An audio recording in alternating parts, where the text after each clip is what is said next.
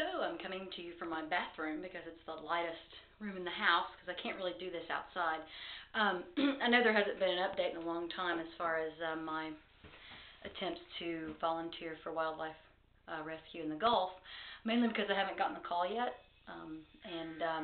Honestly, it's because most of the animals aren't even making it in alive to even be cleaned up. So right now they have plenty of volunteers for the few that do make it in for whatever reason.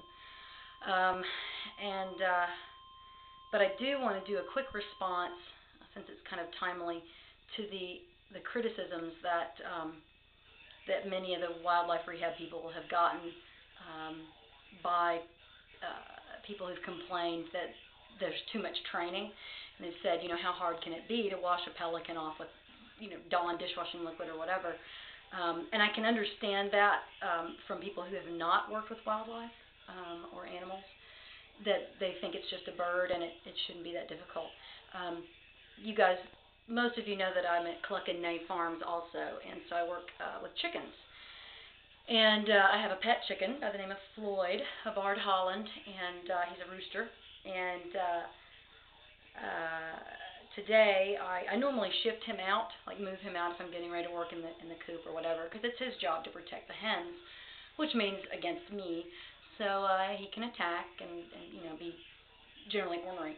Today I had a hen that was having some heat issues, so I had to run in there to kind of try to intervene.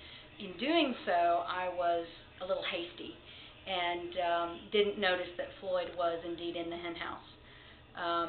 So again, this is my answer to folks that think they shouldn't have to have all the training, they shouldn't have to go through all the certifications in order to be able to work with pelicans.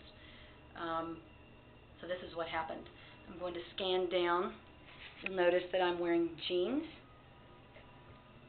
and you will notice, I hope you can see it, my leg. This is the outside of my jeans. This is the hole that he put in my jeans. Underneath that is the blood that is mine, not his. And now I'm going to do a little something a little embarrassing. I'm going to take my pants off on YouTube. Woo! So no, it's not what you think. But I haven't had a chance to look at it yet to see what my leg looks like underneath. And I thought I would let you all share with me what it looks like.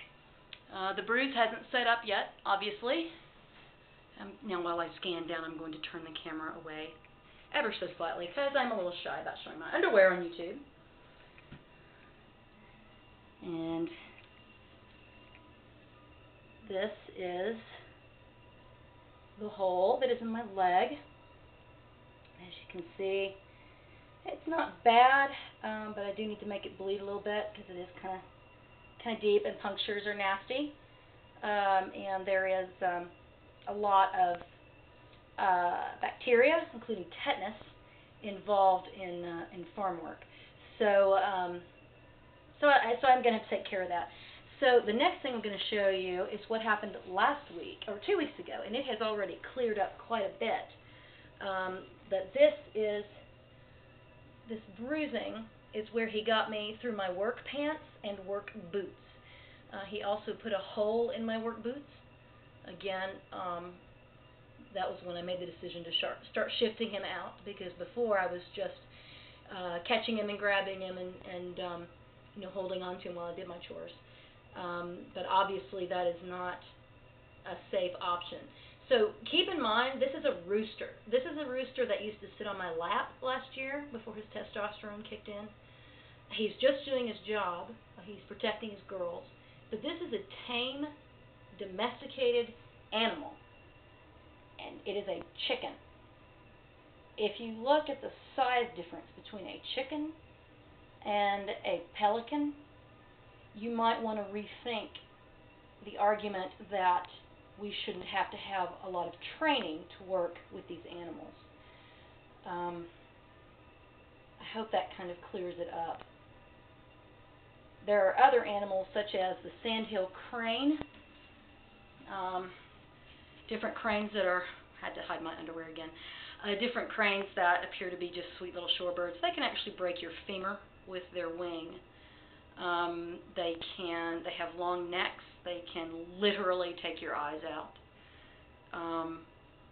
There are other tricks, like if you were to pick up a plover or a whippoorwill, or not whippoorwill, a killdeer, some of those smaller shorebirds, if you don't stick your fingers in the right place between their legs, you can actually snap both of their legs simply by holding them.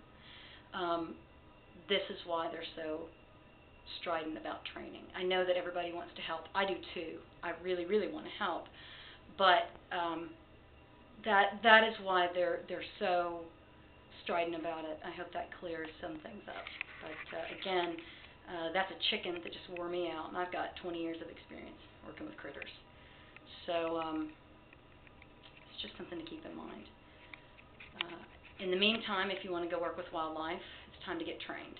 Just get trained now, because the next 10 years or so they may need us. As of right now, there's just not enough left alive to even bother. So it's very discouraging, and I hope that things change. But anyway, the purpose of this little video was to show you why training is really important. It's really not a matter of picking a bird up and sticking it in dishwashing liquid.